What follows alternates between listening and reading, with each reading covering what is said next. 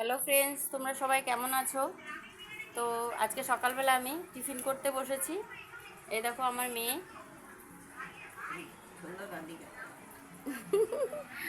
আমার মা বলছে সুন্দর রাধিকা। ঠিক আছে, এই দেখো আমার মেয়ে। আর আমরা এখন টিফিনে খাচ্ছি। আজকে বেশি কিছু হয়নি, গোলা রুটি বানিয়েছি।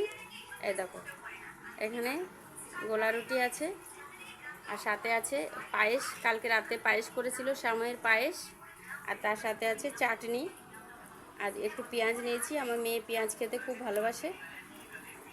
এই দেখো রুটি খাবে বলেও ঠিক করছে, এখন চাটনি দিয়ে মেয়েকে খাওয়াচ্ছি আমি। লুলু খা, এলো ভোগ মাসি করে খালি।